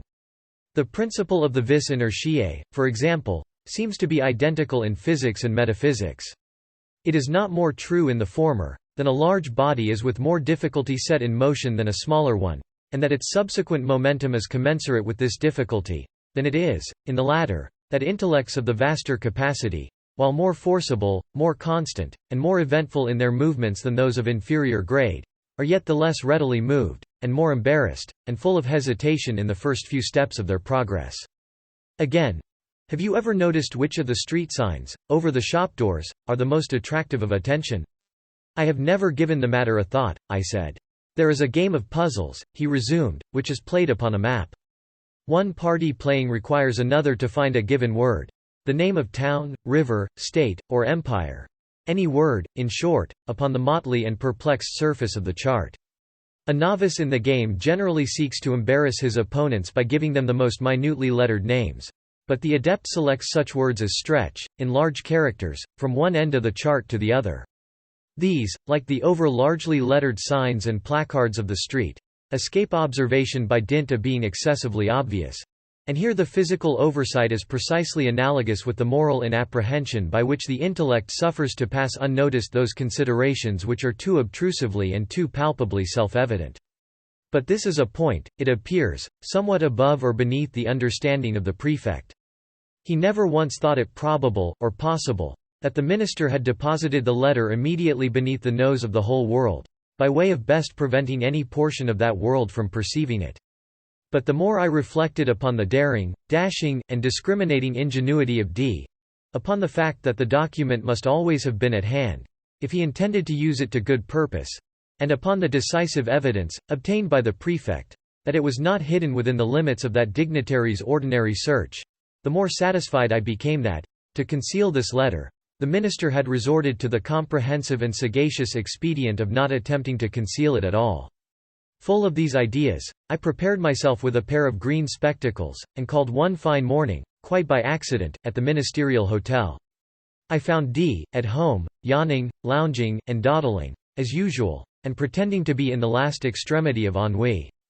He is, perhaps, the most really energetic human being now alive, but that is only when nobody sees him. To be even with him, I complained of my weak eyes, and lamented the necessity of the spectacles, under cover of which I cautiously and thoroughly surveyed the whole apartment, while seemingly intent only upon the conversation of my host. I paid especial attention to a large writing table near where he sat, and upon which lay confusedly some miscellaneous letters and other papers, with one or two musical instruments and a few books. Here, however, after a long and very deliberate scrutiny, I saw nothing to excite particular suspicion. At length my eyes, in going the circuit of the room, fell upon a trumpery filigree card rack of pasteboard, that hung dangling by a dirty blue ribbon, from a little brass knob just beneath the middle of the mantelpiece. In this rack, which had 3 or 4 compartments, were 5 or 6 visiting cards and a solitary letter. The last was much soiled and crumpled. It was torn nearly in two, across the middle, as if a design, in the first instance, to tear it entirely up as worthless, had been altered, or stayed, in the second. It had a large black seal, bearing the D cipher very conspicuously, and was addressed, in a diminutive female hand, to D, the minister, himself. It was thrust carelessly, and even, as it seemed, contemptuously, into one of the uppermost divisions of the rack. No sooner had I glanced at this letter than I concluded it to be that of which I was in search. To be sure, it was, to all appearance, radically different from the one of which the prefect had read to us so minute a description. Here the seal was large and black, with the D cipher. There it was small and red, with the ducal arms of the S family. Here, the address, to the minister, was diminutive and feminine. There the superscription, to a certain royal personage, was markedly bold and decided. The size alone formed a point of correspondence. But, then, the radicalness of these differences, which was excessive, the dirt, the soiled and torn condition of the paper, so inconsistent with the true methodical habits of D, and so suggestive of a design to delude the beholder into an idea of the worthlessness of the document. These things, together with the hyperobtrusive situation of this document, full in the view of every visitor, and thus exactly in accordance with the conclusions to which I had previously arrived. These things, I say, were strongly corroborative of suspicion, in one who came with the intention to suspect. I protracted my visit as long as possible, and, while I maintained a most animated discussion with the minister, upon a topic which I knew well had never failed to interest and excite him, I kept my attention really riveted upon the letter. In examination, I committed to memory its external appearance and arrangement in the rack, and also fell, at length, upon a discovery which set at rest whatever trivial doubt I might have entertained. In scrutinizing the edges of the paper, I observed them to be more chafed than seemed necessary. They presented the broken appearance which is manifested when a stiff paper, having been once folded and pressed with a folder, is refolded in a reversed direction, in the same creases or edges which had formed the original fold. This discovery was sufficient. It was clear to me that the letter had been turned, as a glove, inside out, redirected and re-sealed. I bade the minister good morning, and took my departure at once, leaving a gold snuff-box upon the table. The next morning I called for the snuff-box, when we resumed, quite eagerly, the conversation of the preceding day. While thus engaged, however, a large report, as if of a pistol, was heard immediately beneath the windows of the hotel, and was succeeded by a series of fearful screams, and the shoutings of a terrified Maud. D. rushed to a casement, threw it open, and looked out. In the meantime I stepped to the card-rack, took the letter, put it in my pocket, and replaced it by a fac-simile, so far as regards externals, which I had carefully prepared at my lodgings, imitating the D. cipher, very readily, by means of a seal formed of bread. The disturbance in the street had been occasioned by the frantic behavior of a man with a musket. He had fired it among a crowd of women and children. It proved, however, to have been without ball, and the fellow was suffered to go his way as a lunatic or a drunkard. When he had gone, D. came from the window, whither I had followed him immediately upon securing the object in view. Soon afterward I bade him farewell. The pretended lunatic was a man in my own pay. "But what purpose had you," I asked, "in replacing the letter by a fac-simile? Would it not have been better, at the first visit, to have seized it openly and departed?" D. replied Dupin, is a desperate man, and a man of nerve. His hotel, too, is not without attendants devoted to his interests. Had I made the wild attempt you suggest, I might never have left the ministerial presence alive. The good people of Paris might have heard of me no more. But I had an object apart from these considerations. You know my political prepossessions. In this matter, I act as a partisan of the lady concerned. For 18 months the minister has had her in his power. She has now him in hers. Since, being unaware that the letter is not in his possession, he will proceed with his exactions as if it was. Thus will he inevitably commit himself, at once, to his political destruction. His downfall, too, will not be more precipitate than awkward. It is all very well to talk about the facilis descensus Averni, but in all kinds of climbing, as Catalani said of singing, it is far more easy to get up than to come down. In the present instance I have no sympathy, at least no pity, for him who descends. He is that monstrum horrendum, an unprincipled man of genius. I confess, however, that I should like very well to know the precise character of his thoughts, when, being defied by her whom the prefect terms, a certain personage, he is reduced to opening the letter which I left for him in the card-rack. How? Did you put anything particular in it? Why, it did not seem altogether right to leave the interior blank, that would have been insulting. D. at Vienna once, did me an evil turn, which I told him, quite good-humouredly, that I should remember. So, as I knew he would feel some curiosity in regard to the identity of the person who had outwitted him, I thought it a pity not to give him a clue. He is well acquainted with my MS, and I just copied into the middle of the blank sheet the words Un dessein si funeste, s'il n'est digne d'autre, est digne de thyeste. They are to be found in Ciarbian's Autre.